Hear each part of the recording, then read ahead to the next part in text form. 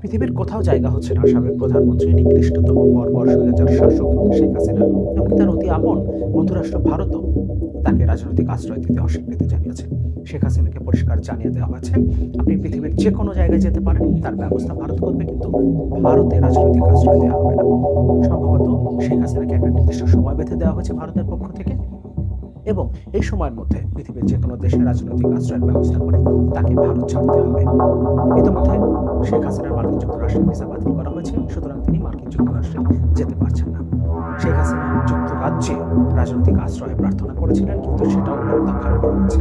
বরং যুক্তরাজ্যের লেবার পার্টির পক্ষ থেকে জাতিসংঘের কাছে আহ্বান জানানো হয়েছে যাতে বাংলাদেশের আন্দোলন পরিস্থিতি নিয়ে নিরপেক্ষ তদন্তের ব্যবস্থা করা হয়, এবং যদি আন্তর্জাতিক নিরপেক্ষ তদন্ত হয় সেক্ষেত্রে নিশ্চিতভাবেই সরকার প্রধান হিসেবে শেখ হাসিনাকে আন্তর্জাতিক আদালতের মুখোমুখি হতে হবে। বিভিন্ন সূত্রে জানা যাচ্ছে শেখ হাসিনা এখন পর্যন্ত বেশ কয়েকটা দেশে রাজনৈতিক আশ্রয় প্রার্থনা করেছিলেন, এবং এখন পর্যন্ত প্রত্যেকটা জায়গা থেকে তার রাজনৈতিক আশ্রয় আবেদন প্রত্যাখ্যান করা হচ্ছে। তাহলে কি শেখ হাসিনা এখন দেশে ফিরে আসবেন যদি তিনি পৃথিবীর কোথাও রাজনৈতিক আশ্রয় না পান? অনেকগুলো প্রশ্ন আসলে তৈরি হয়। ফলে শেখ হাসিনার ভবিষ্যৎ নিয়ে অনেকগুলো প্রশ্ন তৈরি হয়। তিনি কি পৃথিবীর কোনো দেশে রাজনৈতিক আশ্রয় পাবেন? যদি না পান তাহলে কি তিনি দেশে ফিরে আসবেন? দেশে ফিরে আসলে নিশ্চিতভাবেই তাকে গ্রেফতার করা হবে, সেক্ষেত্রে দেশের আইনে তার বিচার হবে।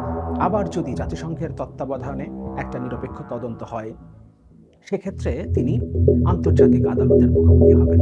দিল্লিতে শেখ হাসিনার সাময়িক অবস্থান নিয়ে ভারতের প্রতিক্রিয়া, যুক্তরাজ্যে রাজনৈতিক আশ্রয়ের আবেদন প্রত্যাখ্যান হওয়া এবং যুক্তরাজ্য সরকারের জাতিসংঘের কাছে যে আবেদন তার প্রেক্ষিতে শেখ হাসিনাকে আন্তর্জাতিক আদালতের মুখোমুখি হতে হবে কিনা, এ ব্যাপার নিয়ে দুটো রিপোর্ট আমরা একটু দেখি। যুক্তরাজ্যে আশ্রয় মেলেনি হাসিনার, জাতিসংঘের কাছে আন্দোলন পরিস্থিতি তদন্তের আহ্বান লেবার সরকারের।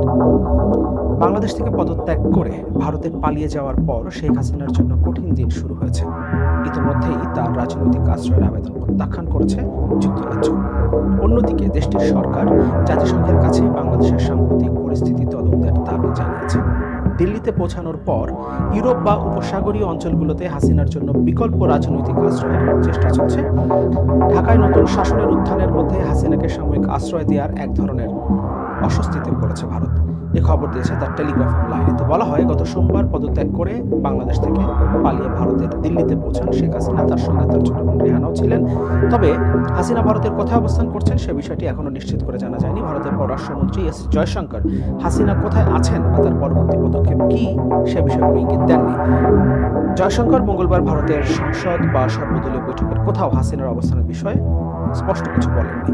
লোকসভার বিরোধী দলীয় নেতা রাহুল গান্ধী হাসিনার পরবর্তী পরিকল্পনা এবং তার অবস্থান সম্পর্কে জানতে চান, তবে মন্ত্রী এই বিষয়ে মন্তব্য করতে অপারগতা স্বীকার করেন।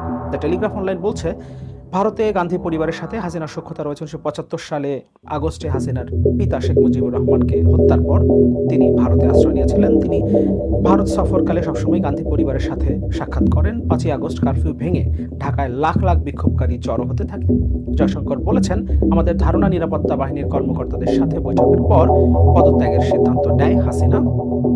খুব অল্প সময়ের মধ্যে ভারতে প্রবেশের অনুমতি চেয়েছিলেন তিনি। এছাড়া বাংলাদেশ কর্তৃপক্ষের কাছ থেকে ফ্লাইট ক্লিয়ারেন্সের জন্য একটি অনুরোধ পেয়েছিল ভারত। জয়শঙ্কর জানিয়েছেন, হাসিনা সোমবার সন্ধ্যায় দিল্লি পৌঁছান।